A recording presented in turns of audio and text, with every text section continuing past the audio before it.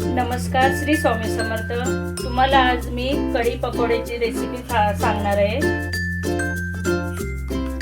ते लागणारे साहित्य: बेसन घेतलंय 1 वाटी, थोडं ओवा घेतलाय, थोडा कोथिंबीर, कांदा, थोडी हळद, चिमूटभर सोडा आणि चवीनुसार मीठ. आता आपण ओवा टाकून घेऊया, कोथिंबीर, कांदा आणि हळद, मीठ आणि सोडा टाकलाय थोडा. आता आपण सर्व मिश्रण व्यवस्थित मिक्स करून घेऊया. आणि थोडंसं पाणी टाकूया, जास्त नाही टाकायचं, कांद्याला पाणी सुटतं.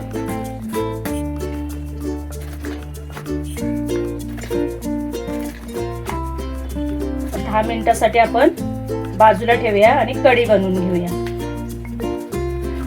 कढीसाठी दही घेतले 1/2 किलो, बेसन घेतलंय 2 चमचे, हळद घेतले आणि आता आपण हे सर्व एकत्र मिक्स करूया. बेसन टाकते,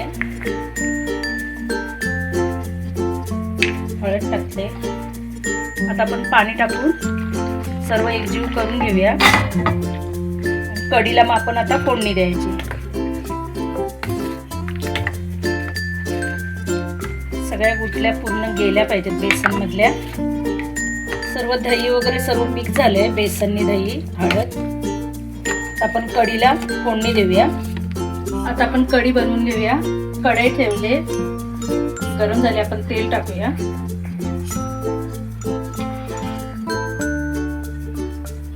एक चमचा तेल टाकले.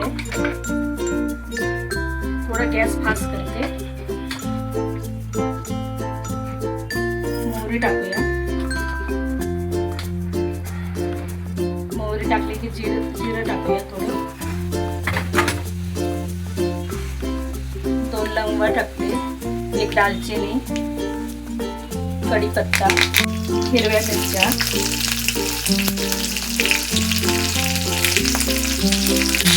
आता आपण हे दही आणि बेसन मिक्स केलेलं ते टाकूया. गॅस स्लोवर ठेवायचं, कारण हे ना कढी फुटली जाते, फुटायला नाही पाहिजे कढी. कमी गॅसवर करूनच हे ढवळत राहायचं व्यवस्थित.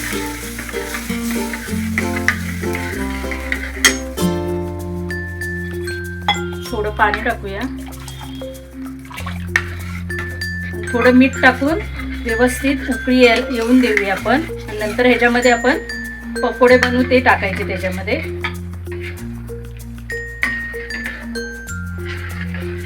बघू शकता तुम्ही. आता आपण चवीनुसार मीठ टाकू याच्यामध्ये. थोडी पातळ ठेवायची, कारण पकोडे ह्याच्यामध्ये टाकल्यावरती कढी घट्ट होते त्याच्यामुळे. आता आपण पकोडे बनवून घेऊया. मोठे नाही बनवायचे, जास्त छोटे छोटे बनवायचे.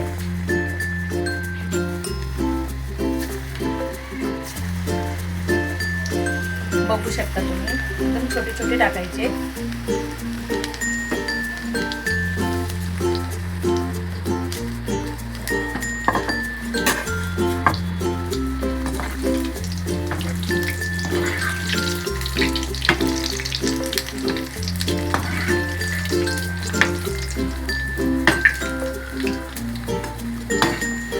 आता आपण हे पकोडे टाकून घेऊया कढीमध्ये.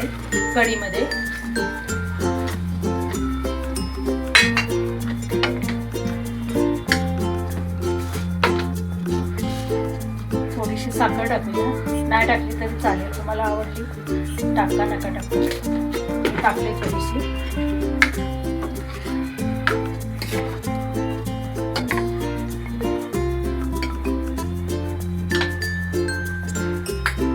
आता आपण ह्याच्यावरती तडका देऊया. आता आपण कढीला तडका देऊया. तेल घेतलंय गरम करून. गॅस बंद करते. याच्यामध्ये थोडीशी मिरची पावडर टाकते.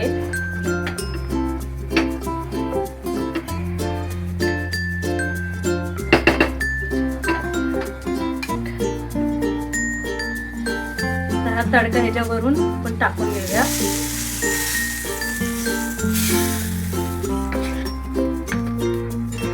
बघू शकता तुम्ही आपली पकोडे कढी तयार आहे.